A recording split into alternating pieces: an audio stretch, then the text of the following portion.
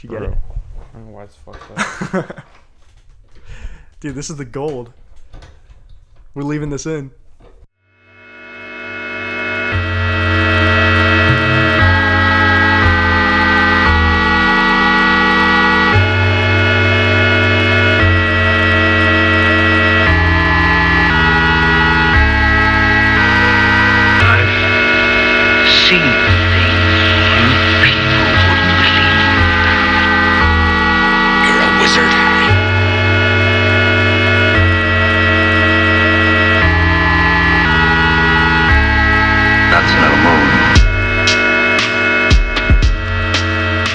Welcome, everybody. Welcome to Planet Lor. From now until forever, I am your co-host, S1E1. And I'm your co-host, Evan Langle. And welcome to the very first episode. Not quite a pilot, but just our episode, because today we're going to be getting into just essentially a normal episode. We're going to discuss, what is lore? A lot of people are curious and haven't really heard what lore is. But it's everywhere. It's everywhere in storytelling and movies and TV. And yeah, let's just jump right into it. Yeah, so I think the fundamental question is, what exactly is lore? Let's try to define it. So basically what lore is like the history of any universe, right? Right. So, with Lord of the Rings, it's like all the past, like, history, like the old civilizations, the old, like, wars, all that, that's the foundation behind the whole universe. Right. And Lord of the Rings, along with, Star Wars, are just such great examples because George Lucas and J.R.R. Tolkien have really just spent time fleshing out their worlds, making sure that extraneous details are exposed and allow the viewers to investigate them, and more importantly, have them desire to. So when discussing lore, a lot of questions need to be asked, like what makes a good lore, what makes a bad lore at that, what's canon, because that's brought up a lot. And it's really important when bringing up a lore and, building your own world, that you have a very specific element of not being able to explain everything and just sort of letting the viewer or reader or whoever it is decide how the world sort of plays around itself. And what I mean by that, like a good example would be the Force, right? Like the Force is this literal force that's driving the Star Wars universe and has its sort of what's the word? Influence. I don't know why I forgot that. It's got its own influence that drives the characters' narratives and stories and decisions. And it's just a really good example of not explaining everything and just sort of letting the audience determine its own perspective. Yeah, and I think another good example with another, we talked about Star Wars and then Lord of the Rings. Like, those are the two biggest, probably the best examples of, like, lore. Like, they're probably the creme de la creme. The creme de la creme. The creme de la creme. Of lore. Like, they're the best by far. I mean, Tolkien basically invented lore. Like, he was, like, the foundation of lore. Yeah, I'd say he invented, like, fictional lore. Yeah, because lore, you can also talk about, when talking about lore, it's important to talk about history. And, right. With that comes not even knowing our own history entirely. Evan has a really good point on why we find lore so fascinating. Yeah, so the Force in the Lord of the Rings would be the rings, right? So yeah, it's like the power ring and all the other rings. That's basically like the same like concept. So that's why it works so well in the Lord of the Rings too. There's this object we don't know what it is, but we know what it is at the same time. Like they tell you like in bits and pieces what this object is, and the characters in the story know more about it than we do. So we're always kind of like grasping at questions of what it actually is. Yeah. Like, do we know if the Force is actually like its own being or like its own thing? Do you think it is? Huh? Do you think it is? Because I think about that a lot. I don't know. Relatively. I think it's hard because like I don't know if the Force has like its own will. Like is it like just like its own like magic power, or is it like will itself? It's its own magic power. Like that's what it is. Like it's magic. Well, do you think that there's a consciousness to it? I think there might be, because a lot of the times, at least in the movies, and like you'll see like points in time where like someone who's force sensitive or a force user will like start hearing stuff that the force wants to let it hear, that are like important. So maybe it's like has some sort of consciousness. Just like little sweet nothings whispered into its ear. Yeah, just like, hello. Oh, no, don't, no. Fucking gross. I want you to attack them right now. Please do it. Yeah, just like... It's good for me. It's good. Yeah, it's good for you. But the real question is, does the force actually like... Is the force good or bad? It's neutral, for sure. It's the whole... I feel like the whole point of the force is to find the balance. Like that's just a... Like, in Star Wars, that's just beaten... Like, it's like beating a dead horse. Yeah, like, beating into the ground, yeah. Yeah, like, sure. Just finding the balance. So, like, obviously the Jedi think it's a force for... Well, I feel like towards the end of the Clone Wars, like, the Jedi for sure were biased in how the force tries to influence everything, because it turned into, like, a... They viewed as the force as, like, trying to have a good influence over the galaxy as opposed to a neutral influence. Yeah, right. I think the Jedi and the Sith are always trying to pull it towards their for sure, yeah. But the thing is, like, the good and bad between Sith and like Jedi, I think, is like also like depending on who you are. It's like, well, the Jedis are good, but who knows? Maybe the Jedis. You want to play devil's advocate for the maybe, Sith? Maybe the Jedi I is think not about good. That a lot, dude. I actually do. Yeah. Like the Sith, like they're like, we talk about. You might not know this, but the rule of two, right, which was established, basically only apprentice and the Sith Lord at the same time. Yeah, right? by Darth Bane, yeah. Right. Which was actually like... Which is kind of their way of... It makes sense, like, yeah. It makes sense. Like, are they the bad guys? The Jedis want to have all these people using the Force, and the Sith is like, no, only two. That's good enough. Like, that's what needs to be used. Yeah, I guess, like, the downside of that is definitely, like, fucking... They did that in order to not have a power struggle as they try to take over the entire fucking galaxy. Yeah, but, basically. Like, it's actually, like... It was originally an expanded universe thing, and this ties into how we're going to talk about canon later on. But, like, so it was reintroduced into the current Star Wars canon, but originally was from the Legends material, which is their non-canon material. And some of that content in Legends is just really brilliant. Like, yeah. I guess this could be a fucking flawless segue into talking about canon. Yeah. So, canon, in reference to lore, is essentially just content that exists in the reality of that lore. A good example of comparing it to like what would be non-canon in our reality is essentially just like a myth, or like I bring it up a lot, but King Arthur being a myth. Like, it's based on truth. King Arthur was a real person, but he didn't fucking pull the sword from the stone. Like, right. Well, he might have. Might have been a strong man, a strong boy. Maybe it's just like he like accidentally touched it and just pulled it. It's probably just some big metaphor for him, just like whipping it out in public. He was like super loose from like years of people pulling on it, and then he just like was the last person. Like when you're like unscrewing, you're like unscrewing the guy right before King Arthur was just like, oh, I fucking loosened it up for him, bro. Yeah, he's like, I should be king now. Yeah, what yeah. the hell, man? But I just like big bald tough guy like wearing a unitard and like fucking those like weird spherical dumbbells, just like, oh, I pulled it up for him, like it was all me, I swear. It was all me. Look at this fucking twink. Just New Yorkers back in that time period. Yeah. With their like fucking slicked back grease hair in like feudal England. Just like, yeah. You didn't know this, but New Yorkers actually come from like very ancient like English like yeah, probably. But what's important about canon is that it what's important about non-canon material is that it allows the reader or the viewer to interpret how based in reality that material is.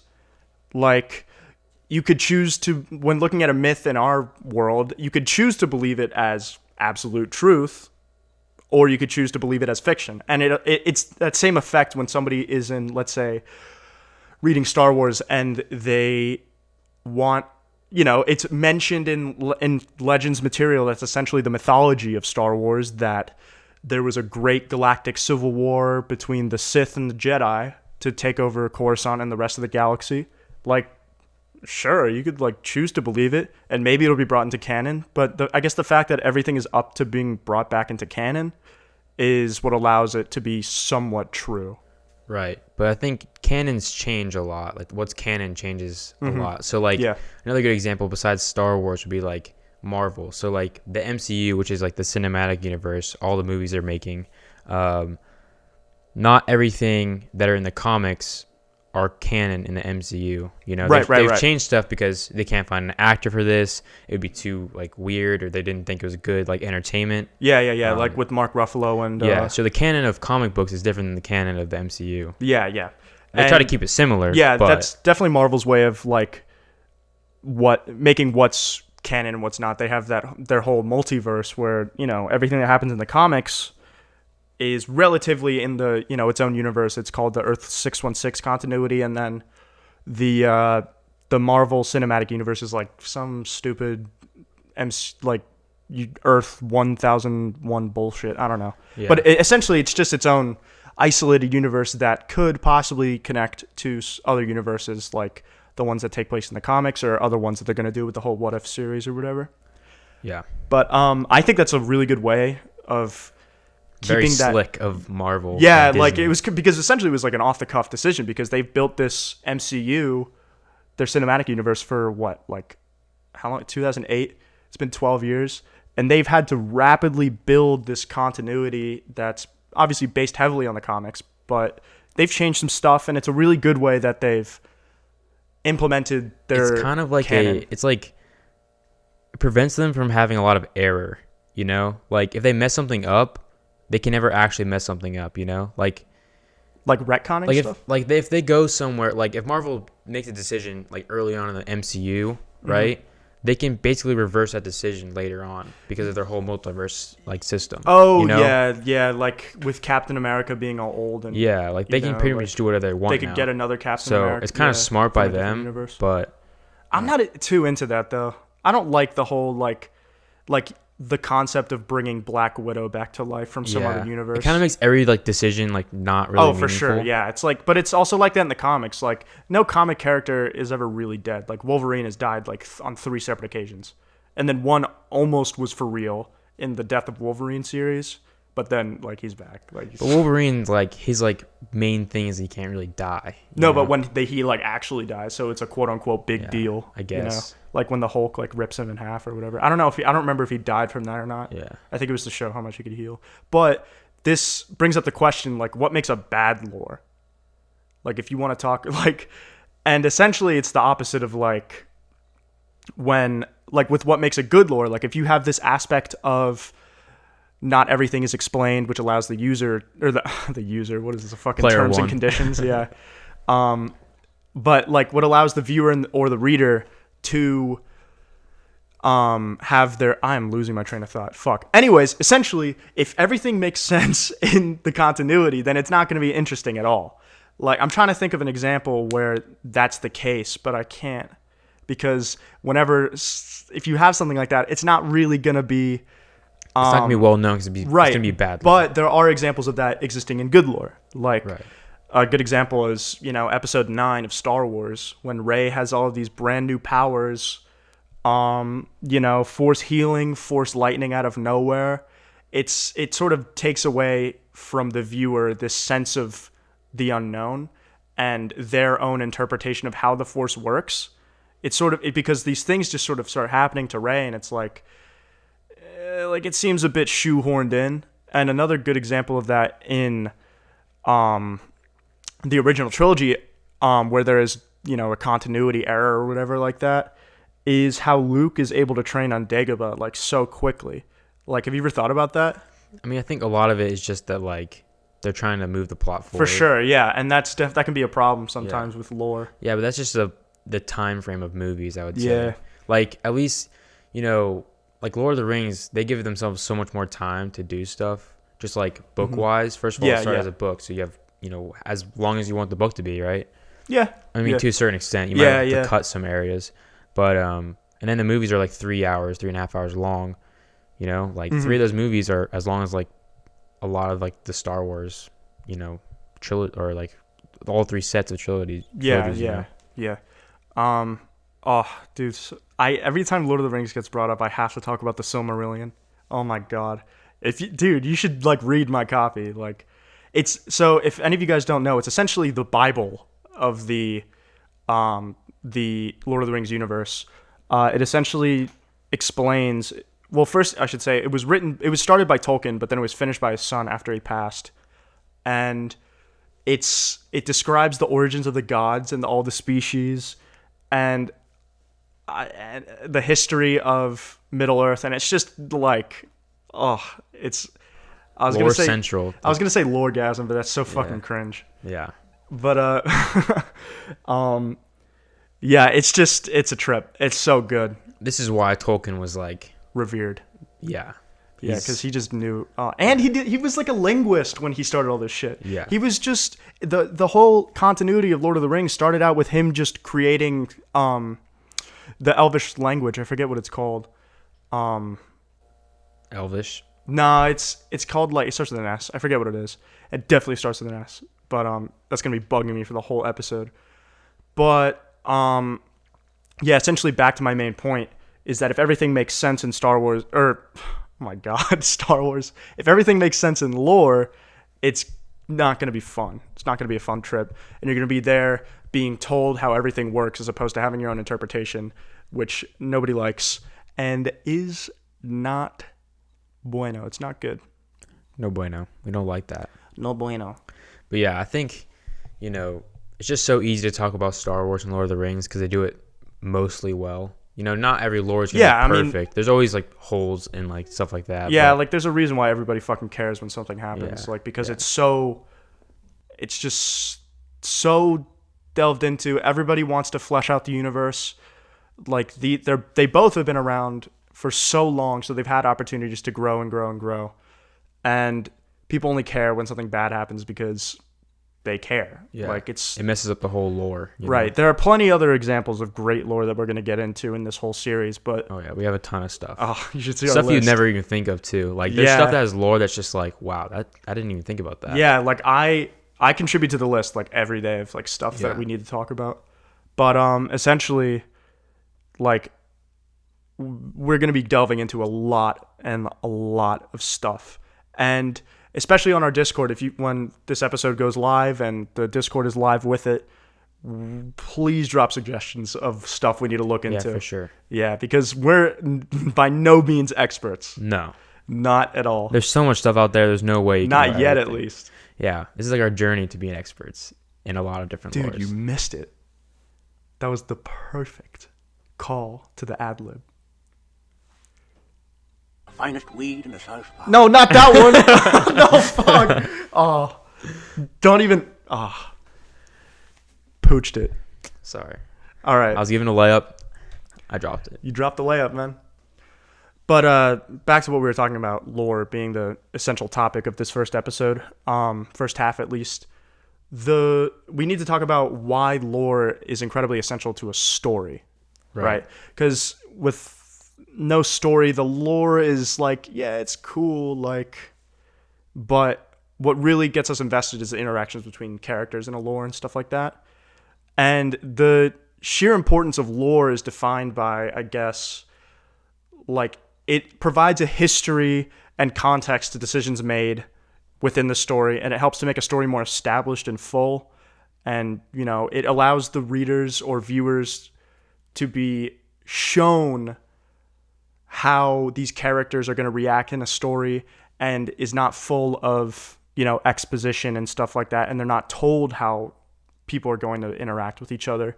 Essentially, the big trope, show, don't tell, is essentially what I'm trying to get at. It's really important that a universe is shown and displayed to, the reader or the viewer as the driving force of interactions in the story.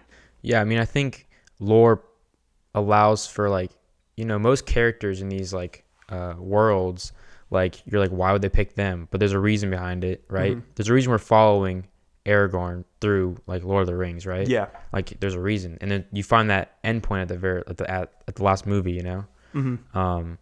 So the lore provides that, like, context and that, like, history behind, like, why we're following these people, how they, like, got to each other, their past, like how they crossed, like, in their paths before, and that just makes it, like, feel more real, Yeah, it makes it feel way more. It fills in those little nooks and crannies of, like, You know, like if we have any, you know, if you have any side questions, lore can really help fill those in that you can look into.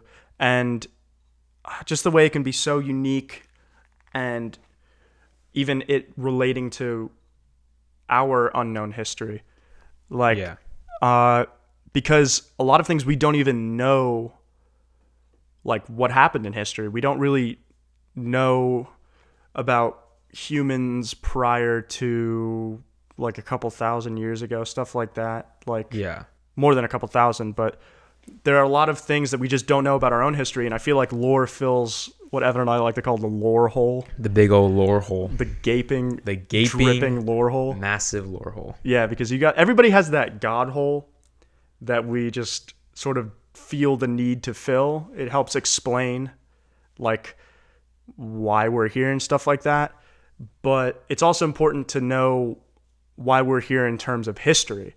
And not knowing a lot of that, it can be, you know, distressing. And I feel like that's why it's just essentially speculation. But like that's how Evan really explained this to me well earlier, that it's essentially the same thing as not having, you know, an explanation for why we're here. Right. I mean, I think that like, you know, most people, I would say majority of us don't even like know like where our history is from, like personal, like family history. Mm-hmm. Like most people don't know past a couple generations. Yeah. So that itself, and then think about humans, like, bro, we don't know anything. Yeah, like we know 300,000 years of history. Yeah. And we only know about like, I don't know, what would you say? Like not even 100,000 years.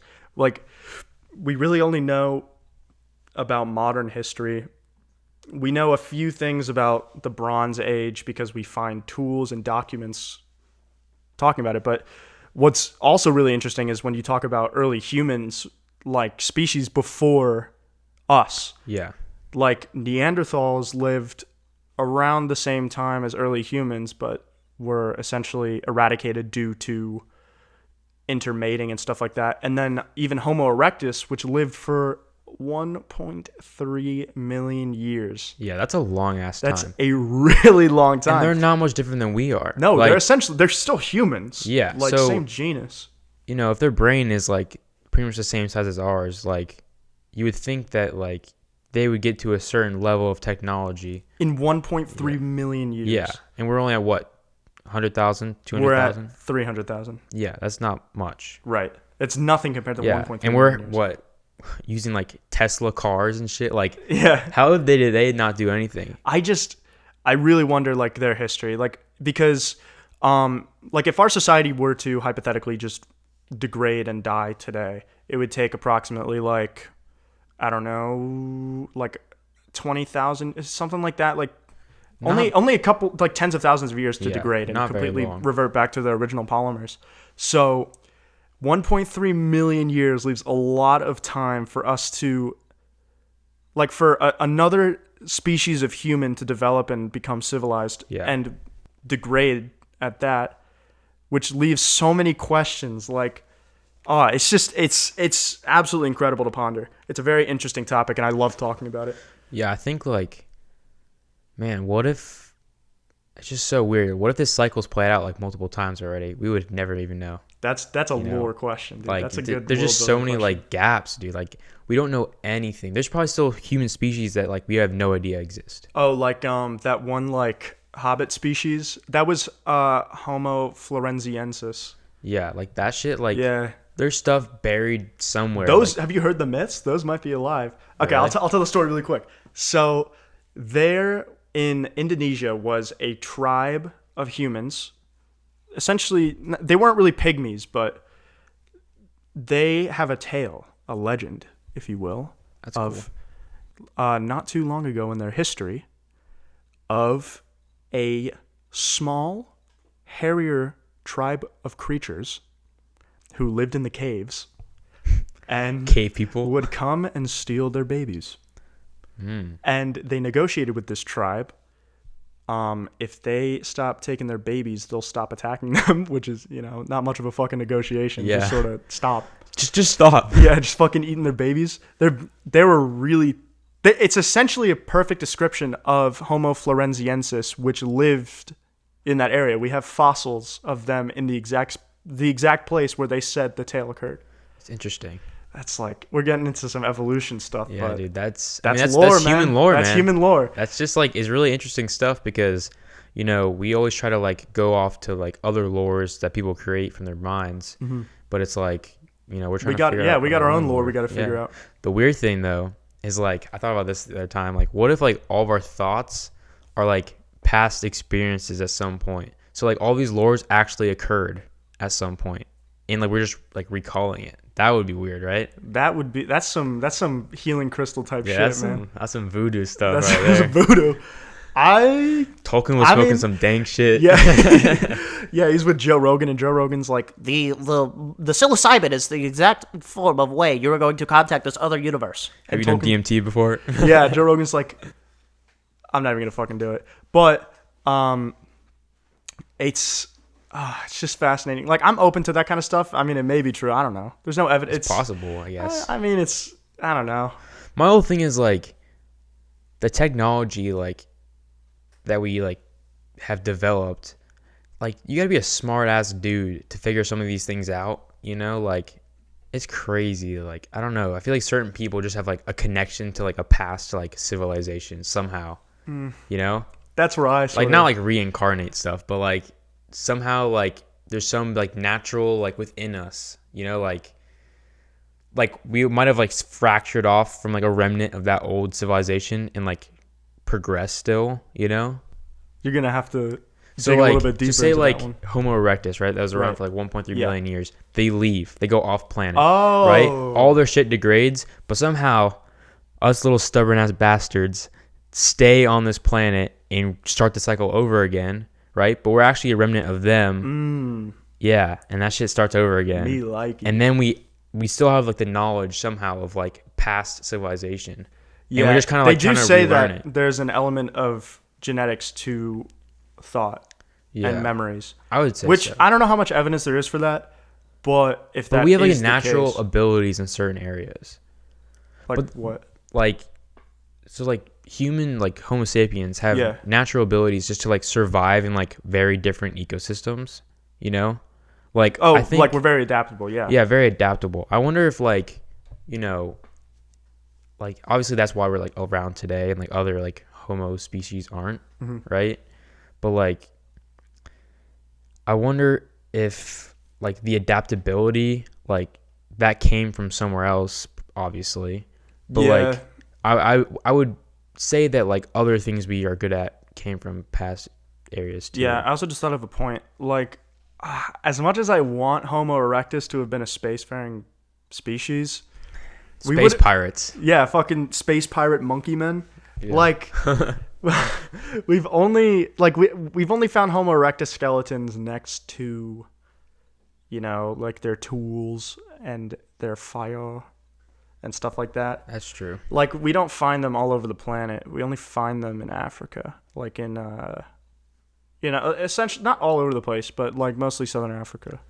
I mean, I feel like fossils are hard to find in general, but or like, you know, the fossils we're looking for are hard to find. But you never know. Maybe they didn't bury people under the ground. Maybe. You know? Maybe they shot them into space. Maybe they like burned fucking them Mario or missiles. You know? They could burn people. Alive? No, like dead. No, they could burn people alive too. That's fairly possible. Yeah, probably. I mean, we like, do it all the time.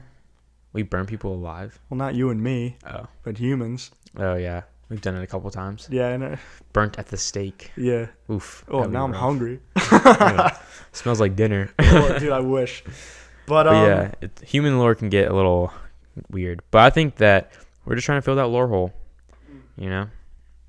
That gaping hole. The gaping hole we inside all want. all of us. That's probably why you're listening to this. The you're men probably too. Trying to fill your lore hole. Let us fill your lore hole. Let us just fill that up until next week. Sweetie? You can get it filled up again. Dude, you're gonna make the viewers go a week without getting their lore hole filled? I mean, maybe faster. Dude. You never know. 7 days a week. 7 days of cum. All day, every day. 7 days a week. Okay. Yeah, so that pretty much wraps up the discussion of lore. And we're going to move on to our next topic of this episode.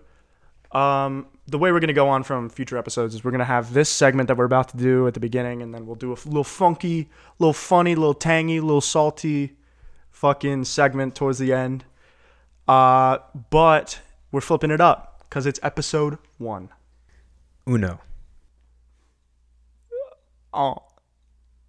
That was 1 in French, but it sounded like a fucking donkey. I thought you died for a second. I did too. All right, fucking let's get into this. So, continuing with our discussion of Star Wars because it's so fucking yummy. And we all know you're here for Star Wars shit. Yeah, I mean most of us. I'm here. I feel like most people like Star Wars. I'm just here to get that hole filled, but yeah, we're giving your holes filled today. Yeah, okay. Learn some stuff. Yeah. So the first topic we're going to discuss are some dope ass moons and planets. Dope ass. In Star Wars. I don't know what this segment is called yet. It's not really a segment. It's essentially just a general discussion, a general filling of holes, but let's get right into it. All right. So what? How are we going to decide who goes first, Evan? Let's do Rochambeau. Rochambeau? Yeah, rock, paper, scissors. Oh, fuck, dude. Ready? I need to start calling it that. Hold on. Let me get the strat together. All right, 3. Hold on. Fuck. What color is your shirt? Stop this. Don't play these games with me. These are mind games. Stop. I refuse to answer any questions. All right. Rock, paper, scissors, shoot. I punched my mic, but I got scissors. Do you want to go first or go second? I'll go first. Okay. That was essentially a last second question or decision. But so I got a pretty good planet. All right. What's your planet? My planet? Is it well known? No. Nah, this is Legends. I tapped into the gold mine. I had to. You went deep. I went deep in that. You're trying to fill that lore hole today. Trying to get brownie points. I went too deep. I'm sorry. Trying to get bony points. Bony points? Brownie points. All right. Fucking, what's a bony point? I don't know. You get it every time you get a little boner? Every time you get your first boner, you get a bony point. A lore boner. How many bony points do you have, Evan? About 2. 2 bony points? Yeah, just this episode. Okay, though. Incel. Oh, okay. I'll take it. I'm like 1.5. I got a little chubbed up earlier, but yeah. I'm coming down. All right, so the first planet, Zonama Sekot. I've never heard of this planet before, by the way. Yeah, I know. You reached deep into that Dude, I'm full double-fisted, man. I was hungry. So deep. Okay. You were hungry? I was hungry, man. I was hungry. All right. Starving. Got me coughing. Okay.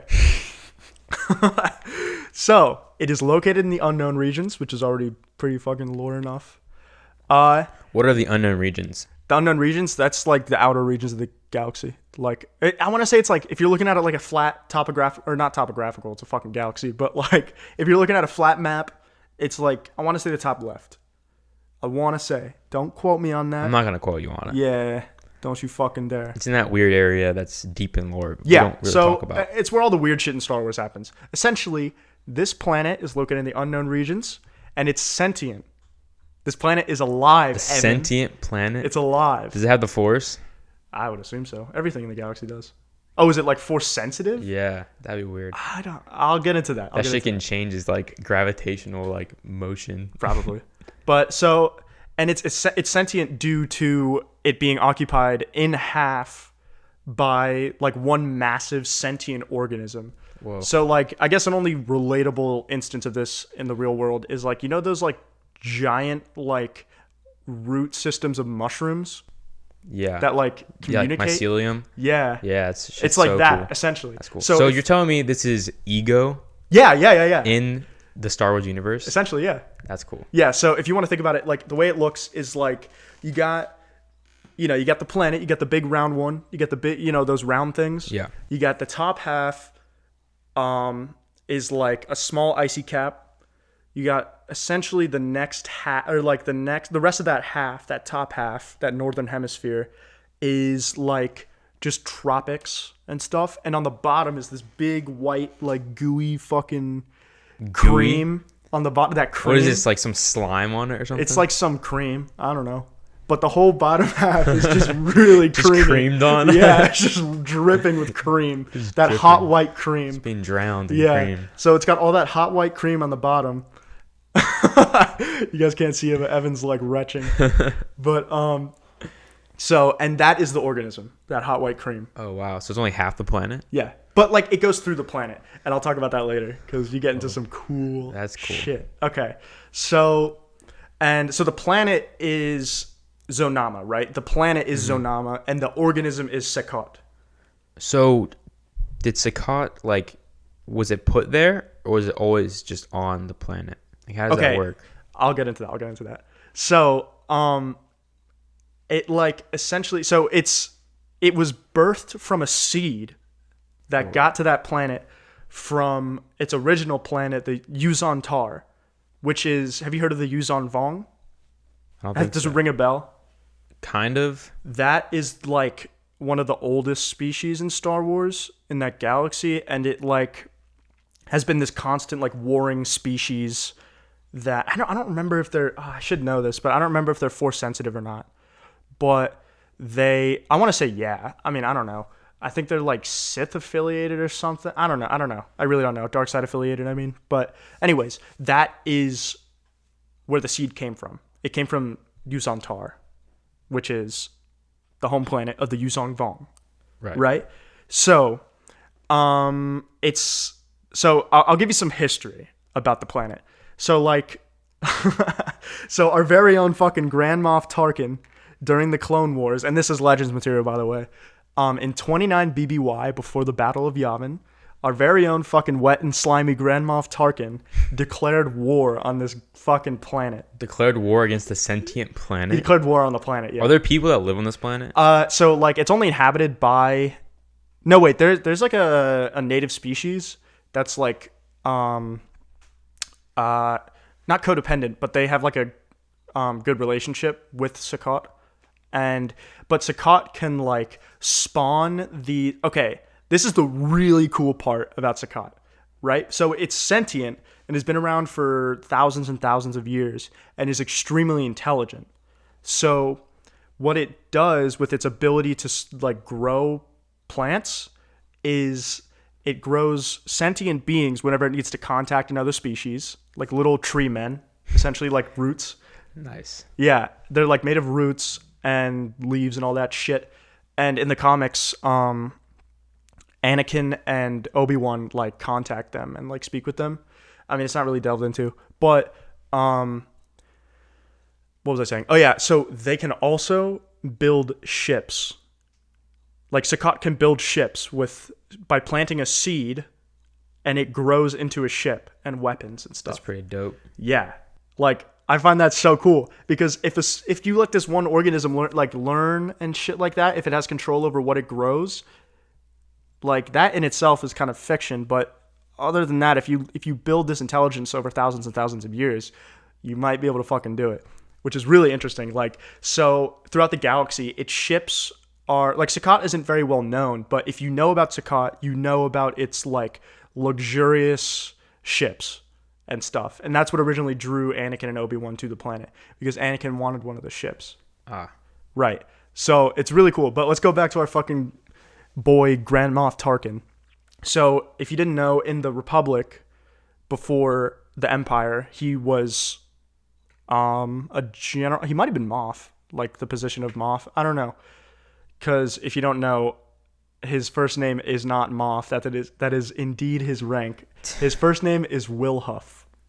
That's pretty funny. Yeah. So Will Huff. Yeah, feel bad for his mom. But so essentially, Grand Moff Tarkin declares war on this planet, and because I want to say like refused to join the Republic or something. I don't know, which is some stupid shit.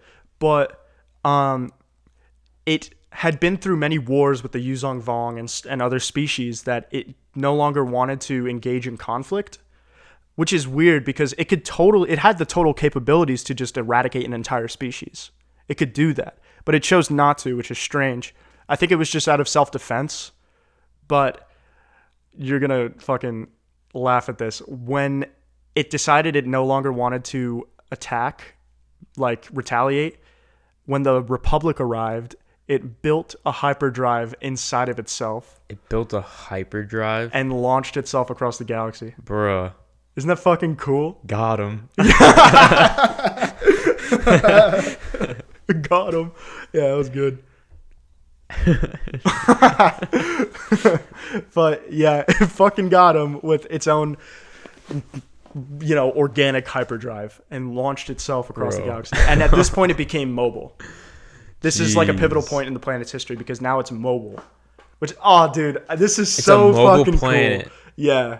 Bro. And it's sentient. And it's just, it's That's on like its way. OP. It's fucking just walking around. Walking?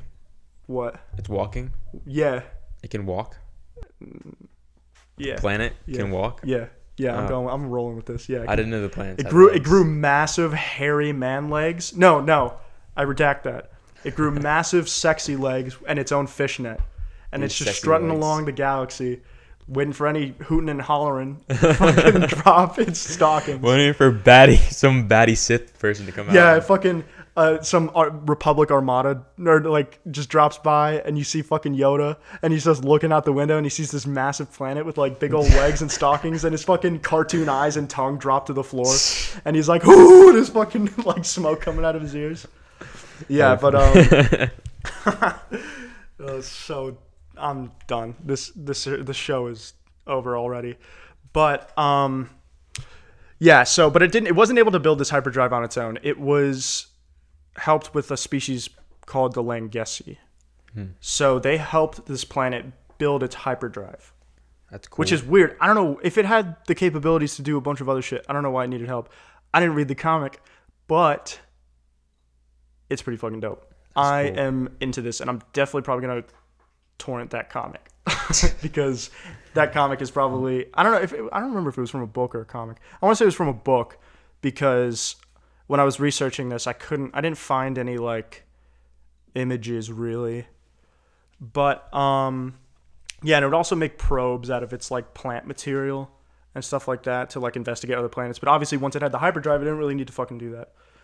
And yeah, I also forgot to mention with its like when it would make people, the way they're birthed is like it would sprout a fruit from a specific tree and that fruit would drop the seed and the human would grow. So like I don't know why, but the first thing that came to mind is like, what does the fruit taste like? Yeah, I was gonna say like some human fruit. I guess they're not humans, but some like probably tastes like fucking some sentient fruit. It tastes like brain matter. Well, how many like if you eat one fruit, how many like sentient beings eating? Is that? Like 16? Is it like an apple? Or is it like it's probably really like mushy. Mushy? Yeah. Ooh. It probably is like super just like weird texture. Probably like super chewy. That's the type of shit like one of the big corporations in Star Wars would like come in and just harvest all the fruit and just eat it. Tell me about your planet. I want to know. All right. My planet, you already know what it is. It's pretty common, but it's a really cool planet. Mustafar.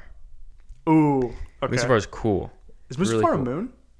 It's a small planet. Okay. It's almost a moon. Yeah, it's really tiny actually. Yeah. But there's some cool like history behind it. Yeah. That I didn't know. Let's get into it. So, Mustafar, most of you probably know, it's the place where Obi-Wan and Anakin fought in episode 3. Lava planet, a lot of lava. But I didn't know this. It used to be a lush, beautiful green planet. Yeah. So what it used to have is something called the Bright Star Artifact.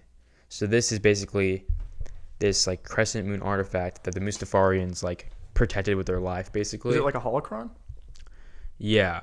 It's like a crescent shaped like artifact, basically. Is it like it probably has to do with the Force, right?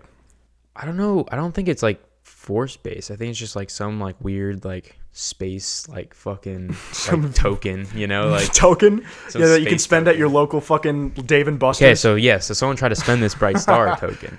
Wait, really? Yeah, so it's not a token, but it's like an artifact. Yeah, someone it's like one of those, Chuck E. Cheese tokens, right? I'm not sure how big it is. It's probably like hand size. It's probably got Charles Edward Cheese printed on the front. Yeah, it's very powerful, basically. Yeah. High energy. Like your typical Chuck E. Cheese token. Like, yeah, I mean, there's a lot of energy. Yeah. Power. Is Chuck E. Cheese out of business? During COVID, probably. I thought they were like done. Done? Yeah. Like do the dishes, you're done? Like do dishes and go home, you're like dim sum done? Dim sum dum. Okay, anyways. So so this person, this little bitch, This little bitch. I said it. Whoa. I said it. Okay.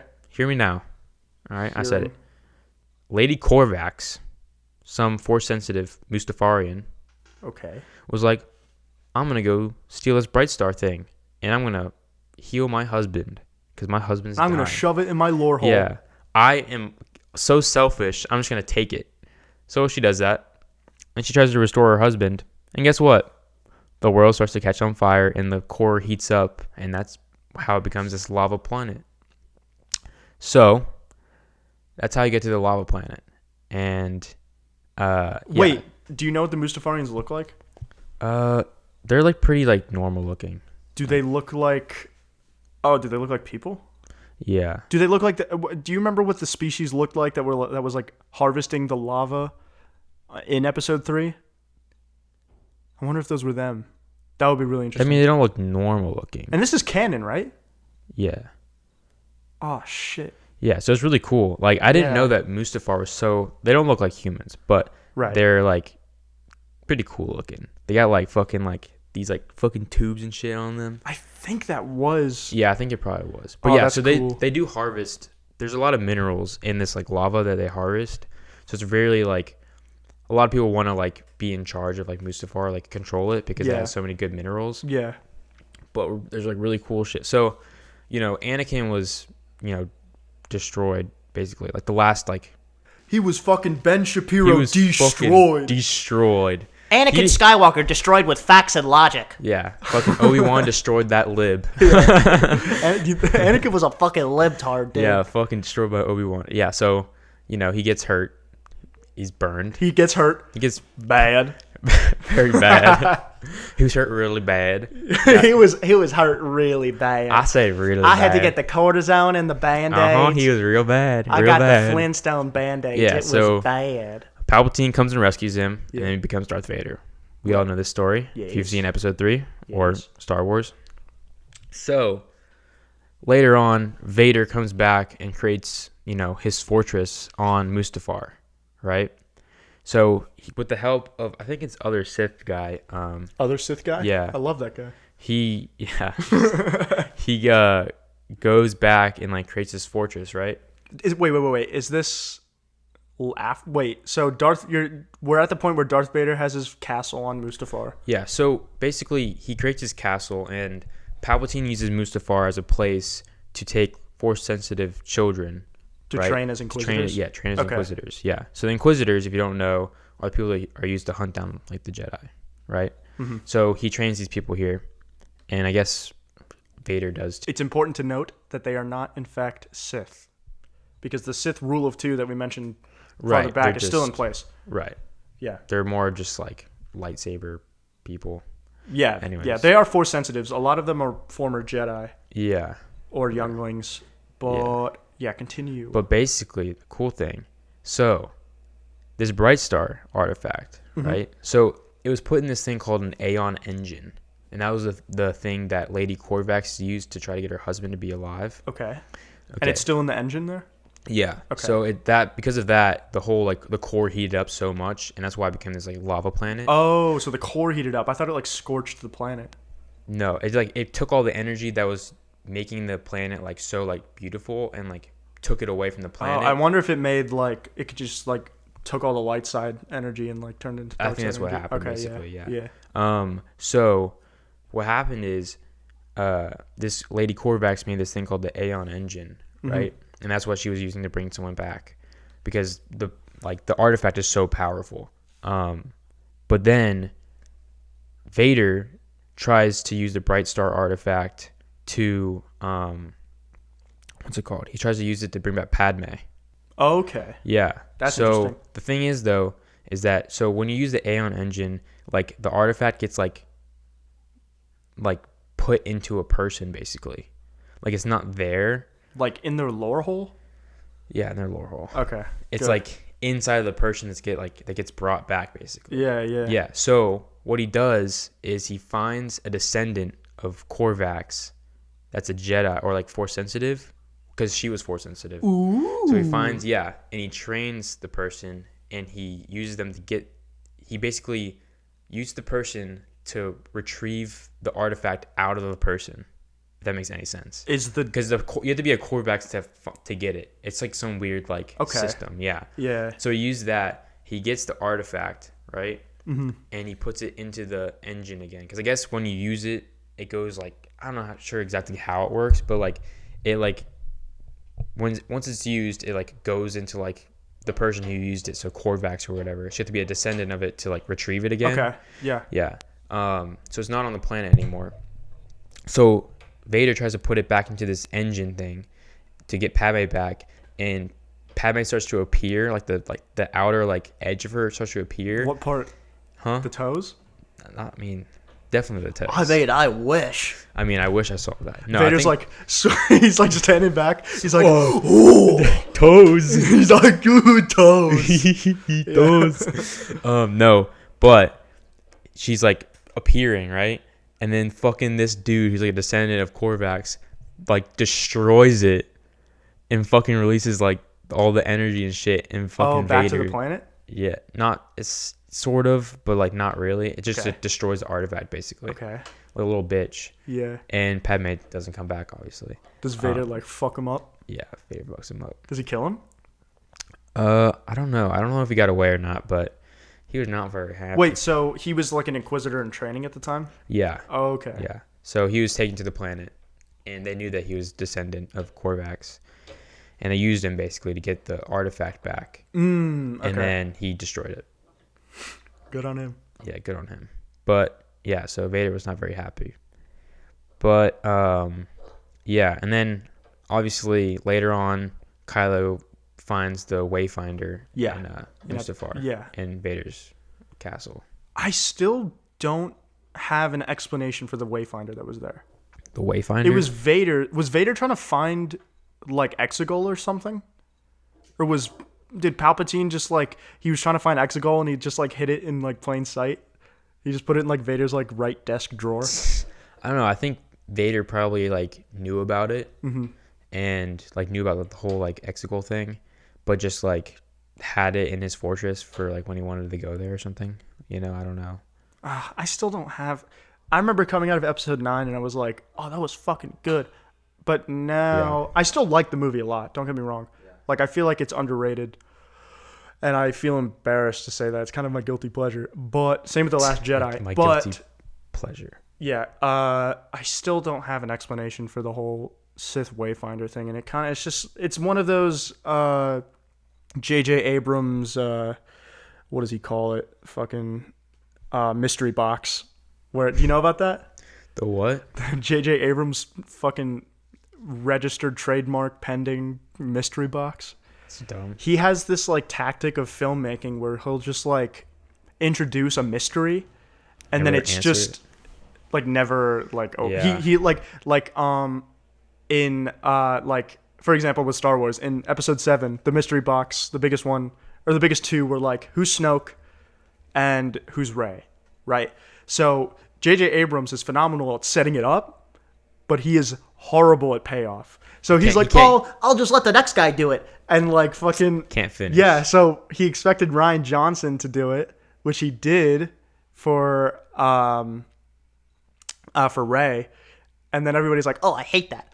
So J.J. Abrams was then tasked with doing what he tried to avoid, which was answer the mystery. Ugh. And I mean, the fact that Rey's a Palpatine, I don't really care. I kind of did wish that she was nobody.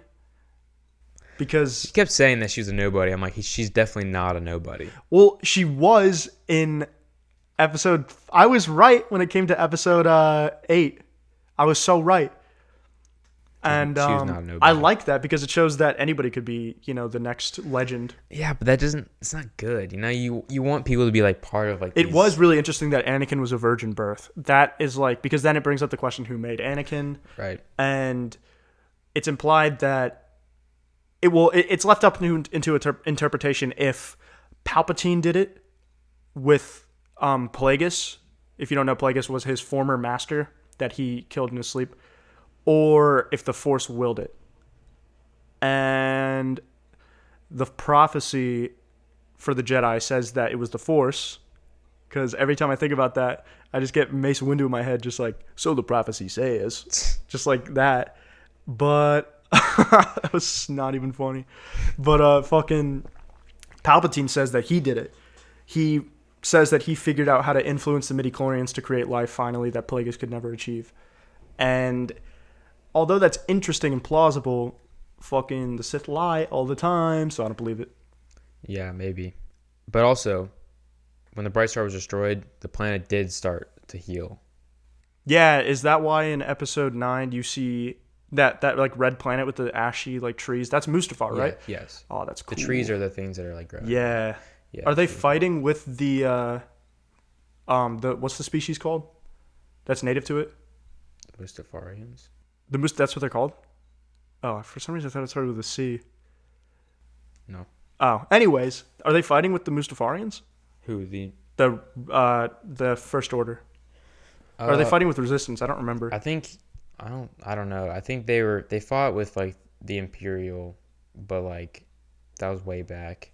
I don't know. I think they're kind of just like in no man's land. They're like taken over by like some like weird like company like mining thing. Yeah. Some Bezos level shit. Yeah, some fucking like Amazon of the Star Wars universe. Yeah. Okay. So I guess I'll move on to my moon as opposed to my planet. I'll reference an honorable mention. I had an honorable mention, which was the moon that is among Legends continuity as well. It is called S1E1. That's your honorable mention? Yeah. So S1E1 explains where the Imperials like built all that, because they've like, you know, armadas and stuff and all that jazz, TIE fighters, starships. So their primary industrial planet for building all this weaponry and space doodads is fucking S1E1. So like it's like Coruscant, where Coruscant is like an entire city on one planet, right? Basically, S1E1 is an entire factory on one planet. So it's like this really dirty, like junky planet, like where and this is not canon, as I mentioned before, just to clarify, but it's where they build all their shit. And I was gonna pick that one because like I've always wondered like where do they get all this like mass of like metal and all that shit. Like they have so much of it. Like where are they building it all? And that's their like weapons manufacturer alpha station is. And yeah, so but I'm not going to talk about that one because I found a cooler moon. And it might surprise you. It might not. It's probably not, because when I brought it up earlier, you totally guessed it. But it is Endor. Endor. You knew it. You know, what a great planet. Or moon, sorry.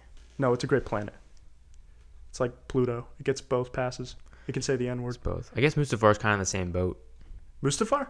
It's like, is it a moon, though? I thought it orbited like a gas giant. It's a planet. Yeah, but it's a planet. Is it just really tiny? It's like Mercury-sized? Yeah. Okay.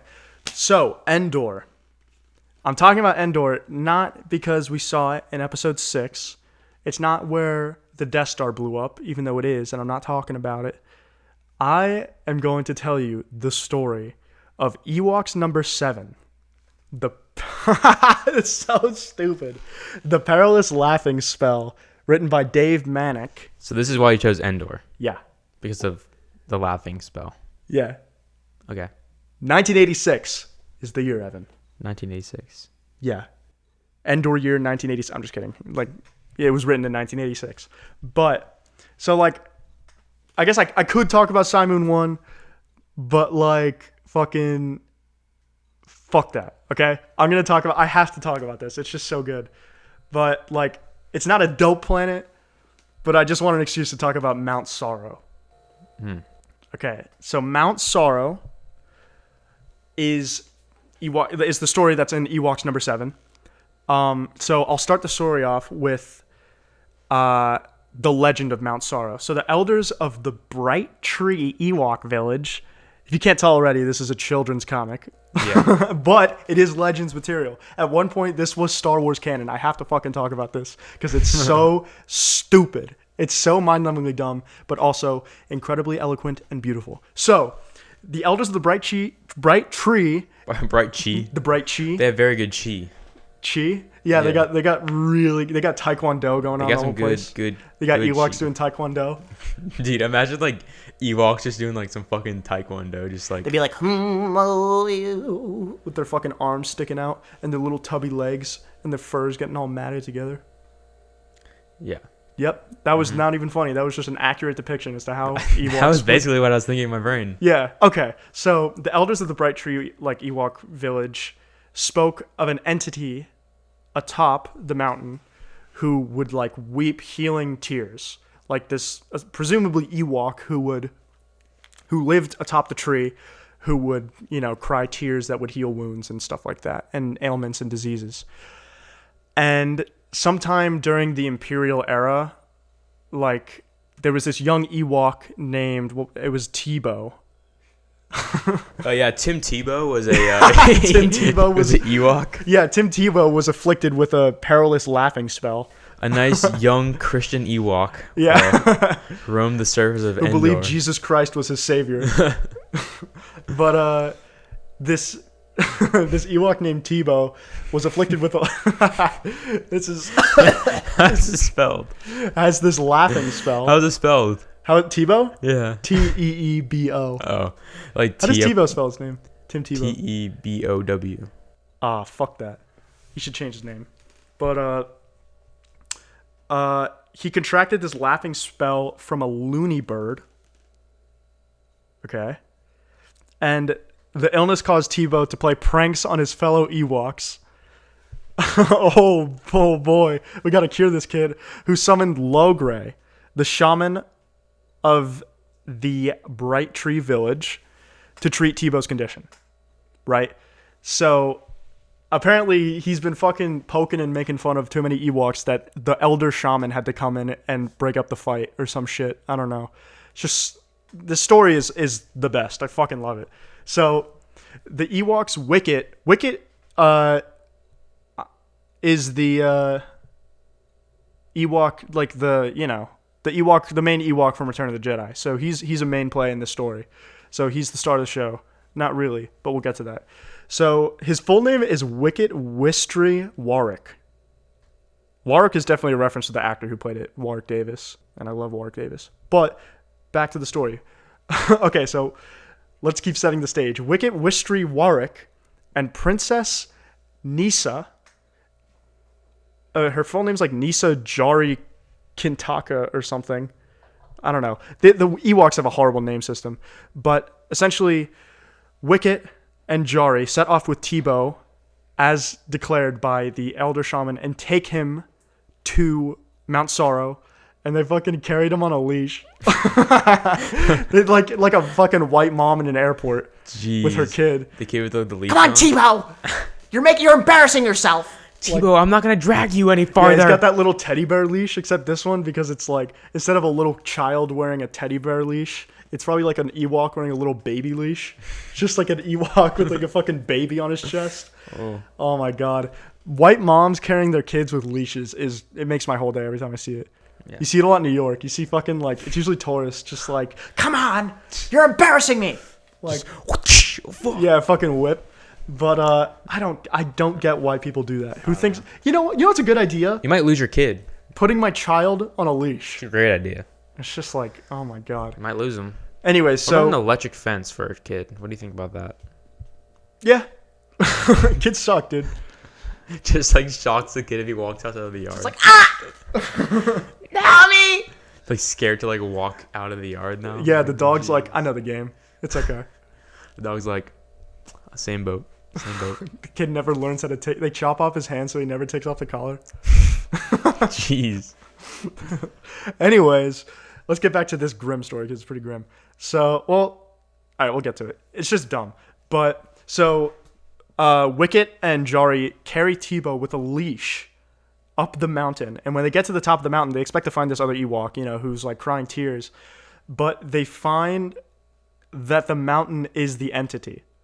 So it's a big mountain with like a big old face. And like when they get there, like they ask the mountain for help, right? Because, instead of just being like, all right, I'm gonna turn around because this mountain has a fucking face, they just ask it for help. Bro, imagine like the mountain has a face, right? Like, what if they go on the wrong side of the mountain? That's like the face is not on, you know? Well, so they get to the top and they're like, all right, nobody here. They're like, ah, shit. Just like walk back down. What would be in the back? I don't know. They don't find 2 giant ass cheeks before they get to the top. Just fucking like, it smells a little weird over here. Oh. Just like, oh. What smells like poo? Well, it smells like sulfur around here. Ew. Ugh. Yeah, but so presumably they went through the front and saw his penis first, so that didn't stop them. But they were intrigued. Yeah, they're like, oh, this rock formation is peculiar. I think I've seen this somewhere. Oh, this looks like fucking, oh my god. Anyways, so they get to the top of the mountain, right? And they're like, please, what's his name? The entity has a name. Oh wait, no, it's just Mount Sorrow. Yeah, okay. But how do you spell sorrow? Like Sorrow? Okay. Yeah, it's just like nothing special. This is a kid's book. Yeah. So fucking. Why can't it be Mount Happy? Because he cries. But he cries healing tears, Evan. Pay your respects, okay? He died. He died not long before getting Me Too'd and canceled, okay? Man, poor guy. Because his dick and ass cheeks were just hanging out. Wait, is there gender to the mountain? I assume it's a dude. Why? Why are you assuming it's a dude? Because I live in a sexist society. But fucking. In Spanish, it's female. It's feminine. So I think it'd be a girl. What? Mountain? Did you just Google Translate that, or you know that? No, I know that. Oh, good boy. I'm bilingual. No, you're not. Some days. Yeah, okay. Anyways, you're fucking bilingual and stupid. Whoa, that was funny. Thank you. But fucking so yeah, instead of like, turning around, they asked him for help, and Mount Sorrow agreed to help if Tebow would like prove himself worthy of his tears. But like Tebow thought that was shit, so he starts throwing a fit and stuff, and he's like, "No, I'm not gonna fucking do that, you dumb piece of shit. I'm not gonna like prove myself to get your fucking tears." So the mountain decided to blow them away, presumably in a fit of anger, trying to kill them. And like wrapping it up, like Tebow used the leash that they were using to carry them up to save them. And then the mountain's just like, wow, you have very much proved yourself to me. Here are my tears. So like, it's just like a dumb kid. I know. It's just the brilliant dumb kid story that You just can't let them die. You just, I mean, I don't think he had a choice. I think he would have gotten caught anyways because they had the leash. So, yeah, it's just the best story ever. So dank. Yeah. All right. So. My moon. Actually, honorable mention. Yeah. Great planet, Kashyyyk. What a great planet. Kashyyyk is fucking cool. It's really cool. I love Kashyyyk. I like just how it looks, like the whole You know what I don't like about Star Wars? How like every planet is one biome. Not every planet, but a lot of planets. Like Hoth is ice, Tatooine is sand, Jakku is sand, Kashyyyk is forest, Endor's forest. Kamino is all water. What's the one that went to in episode 9? That was all water. Which one? Too. Oh, in episode 9? That was all water? Or mostly water. Oh, the one that was like big tidal waves where like the Death Star crashed? Yes. Partially. What was that one called again? I don't remember. It's alright. Yeah, okay. Water planet. Okay, yeah. So, my moon is Ragosa.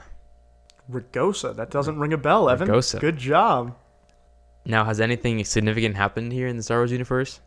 Not particularly. But, it's kind of cool. Well, first of all, it's a moon, obviously. But, it's in the outer rim. Okay. Interesting. And it's close to the planet of Toydaria. Oh, where the Toydarians are from? Yeah. What's a Toydarian again? They're the guys with like the fucking like little like the big nose. That like the Jews. So, yeah. I'm a Toydarian. Yeah, those guys. The goofy looking guys. Yeah. Okay. So like, yeah. So this moon, right, was like it's just a moon like laden with like coral forests and like caves. Okay. So just like bunch like of coral everywhere in caves. Above ground, or is it all water? It's above ground. There's like Okay. land. So it's like coral forests Okay. and just like caverns. It's like the whole like ecosystem. What's the planet or the moon called again? Ragosa. Ragosa. Okay. Yeah. So, the only like, so it's like really strong like coral and stuff. But the only thing that really happened here is like in the Clone Wars, Yoda went here because he was trying to get the support of. He was trying to get the support. He was trying to get the support of Toydarians. Oh, was this the planet in the first episode of the Clone Wars? I think so. Yeah. Okay. Yeah. So basically, he goes there. He's like, "Hey, we need your help," and the king's like, "If you can make it here by evening, we'll be with you." Whoa, Evan. Sorry, just had to do it. But yeah, so it's kind of cool. Pretty good. So yeah, he goes there and he's like, the king just like, yeah, if you can find me by the evening time, we'll be on your side. And then the separatists come with Asajj Ventress. Yeah. And they're like, hey, we want you though. And he's like, if they don't make it here, then you can have us. It's like, bro, what? So stupid. Yeah. Just like what it. Like, we both chose dumb stories. I love this. yeah, it's just like, bro, like you literally just like you're like, I don't care what side I'm going to, just like whoever survives basically like makes it, and That's so we're like primal. allies with. Yeah. What the fuck? It's like, bro, this Okay. king, man, this king. And they're trying to win over the Toydarians, right? Yeah. Yeah. Okay. So the king of the Toydarians is like the one who's like, oh, if you find me, then you can have me. Yeah. You know, so like that. You can have me. It's like, where's Waldo? Yeah, but that's basically what happened there. And like Ventress came, and they're like with the separatists, and they're like, oh, we'll attack them. And then the king's like, well, if you beat them, we'll be on your side. Just kind of like playing to both sides. Like, He's so, just having fun, dude. He just like, wants all of them to have him. yeah, he's just like, He just spreads his legs. He's like, you can have me. yeah. So that's basically what happened there. It's kind of really dumb, but I thought it was a cool planet. Like just like fucking like coral, like as That far as you reminds can me see. of Felucia, Oh, the really? planet where it's essentially like a big, like weird giant. It just has all these weird plants all over it, and it's almost like a Dr. Seuss world. It's in canon. It's Yeah, that's kind of what this one kind of looks like. yeah, it's in Battlefront 2. Yeah, you know that big flower. I mean, you might have not played because it was like in one of the most recent updates, or something like that. Yeah, I don't know. But Felucia is really cool. Yeah. An honorable mention for moons though would be like Yavin 4. It's pretty cool. Oh, Yavin 4. I almost did Yavin 4. Yeah, it's Yavin really 4, cool. but it was like too like It's too mainstream. yeah, But it's cool. yeah. Like all like the ancient stuff on there is really cool. Oh, it's so cool. That's where they did the ceremony at the end of. Right. Yeah. Yeah. That's where the rebels were initially based. Yeah, really cool. Mm-hmm. Yeah, it's kind of what I had for that. There's a decent amount of moons, but like not too many that are like significant. Yeah. Like usually. Besides like Endor and like the big ones, but yeah. there's Ilum, which is Starkiller Ilum's a base. moon. Yeah, I think. Oh, it so. orbits a gas giant. Yeah. Yeah. Okay. So, Yeah. Ilum is all over the place in the new canon. yeah, it's crazy. Yeah. Because Starkiller base was Is Ilum, yeah. Is Ilum. If you guys don't know, Ilum is the planet where the Jedi would get their kyber crystals to build their lightsabers. And it was basically just a planet with a system of caverns that were just filled with these kyber crystals. And it was a very force-sensitive planet because it would, like, essentially pick out a crystal for each Jedi. And the Jedi would have to go through certain trials to find their crystal that was essentially, like, predetermined for them. But once the Jedi fell and the Empire rose, and then after the Empire fell and the First Order rose, the Empire, I'm pretty sure, was building Starkiller Base before it fell. Yeah, I think so. Yeah, and then the First Order just sort of took it over, but they were using all the kyber crystals inside to build a giant laser, which is what Starkiller Base is Yeah. in Episode 7. Basically, So, Death Star 3. right, and there was like so much speculation that it was, and then eventually like Star Wars was just like, yeah, whatever, it's Ilum, which is like super cool. Yeah, whatever. Yeah, whatever, it's Ilum. I think there's another planet that has kyber crystals too, though. Oh, Jeddah. Yeah. Yeah, a lot of planets have kyber crystals, but Yeah. well, that's where they got the kyber crystals for the Death Star. Jeddah, yeah, which was Yeah. also had a Jedi temple on it, really old one. Yeah. I can't think of another planet with kyber crystals. There definitely are. I Yeah, just can't for remember. sure. Yeah. any other honorable mentions we can talk about? I mentioned Felucia. I love. I like Naboo. Naboo's just so cool. Naboo's cool, yeah. It's just like the whole. I love like the whole like Nabooian style, like just like their whole like. Oh, it's just like architecture classical and stuff. architecture. Yeah, yeah. I love how there's this coevolution of the what's Jar Jar's species? Oh my god, I'm blanking here when I definitely shouldn't be. Gungans. Yeah, the coevolution of the Gungans and. Well, actually, I think the Gungans were native and the humans colonized it. Yeah, I think so. Yeah, but that's still cool that, like, the Gungans are this sentient species that they have to sort of cooperate with. Yeah. And I also love the Gungan architecture. Like, it's just really elegant. Like, it's actually kind of similar to the, like, not in look, but in style, like, of the Naboo architecture. Yeah, Naboo's just so like sleek. Yeah, like, I love that kind of stuff. So cool. And then in with the Gungans in like what's it called, like Gungan City or some stupid shit, like their capital or whatever, underwater. Their like bubbles are like lined with this gold lining. It's just cool. Like, I don't know. Yeah, Gungans are cool. Yeah. What else? I mean, obviously, like we talked about like the city planets. Like there's certain planets in Star Wars that are just like basically just like cities. I remember in episode 7 when Starkiller Base like destroys the city planet, like everybody was hoping it was Coruscant, but then J.J. Abrams was like, no, it's some other planet that's an entire city. Like, come on, man. Yeah, just like, destroy the planet, just man. Get rid of Coruscant. We don't need any more of that shit. Get rid of them. What I do want from Coruscant, though, is the underground. I want to see so much of that. They were going to make a series about it, then it got canceled, like a TV series, because they couldn't afford it before Disney bought it. And then, because every episode was going to end up being like the budget of a whole movie, so it's like, Jesus Christ. Yeah, I know, right? And then they were going to do Star Wars 1313, which was a video game that was canceled, talking about the 1,313th level of the levels of Coruscant beneath the surface, which would have gone into the underworld, but that went through, and I'm just waiting for them to do like a series about the underground. That'd be cool. Yeah. I think what's that one planet that was in the Mandalorian with like all like the farmers, you know, that those episodes? Oh, like the sort of like Vietnam looking one? Yeah. Where they had that like samurai standoff? Yeah. I don't know. I don't know what planet that was. That was a cool planet though. Just because of what happened there, I don't really know much about the planet. Yeah, but it looks cool. Yeah. Let me see if I can find it. I'm really trying to. I don't know why I can't really think of other planets because I was probably.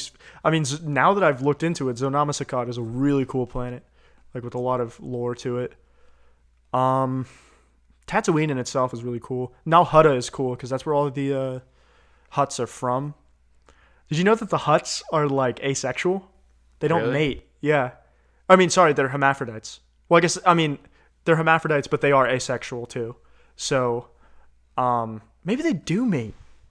No, I don't think they mate. But they have like tits and dicks, which is pretty cool. So Jabba the Hutt, when you see his big old floppy tits, those are real. You can jack off to them. I will later. Yeah. Yeah, I mean, that essentially wraps up this episode, though. We talked about what lore is. We talked about the dope planets. It's all we really need to get into for episode 1. We got a good length going for this episode. So, yeah, this has been the pilot, essentially, of the Planet Lor Podcast. We're going to be back for a lot more episodes, until we die. Probably not. Until we die. Yeah. So if we stop posting, that means we're dead. Yeah, essentially. If we're not posting, call the doctor. Call 911. Call up the doc. It's a serious emergency. I was trying to abbreviate emergency, but it just turned into emerge. But, yeah, thanks so much for tuning in to this first episode. We're going to be back for so much more. And yeah, have a good one. This has been Planet Lor. Let's plug that social media. You'll find if you're watching on YouTube and Spotify, you'll find our Twitter link, Planet Lor Pod, Instagram, Planet Lor Pod. Our Discord links will be down there as well, so you can join that and get into the discussion of Planet Lor and all things lore. Yeah, that's about it. Our theme song was created by Matthew Ennie. Our cover was created by Matthew Ennie. Our logo was created by Matt. You get the deal, okay? I did it. I did the whole diddly thing. Evan, give me praise, please. I praise you. Okay, thank you. Thank you. Thank you. This has been Planet Lore Episode 1. See you guys next week. Maybe. See you. We'll figure it out. Bye. That was a good one.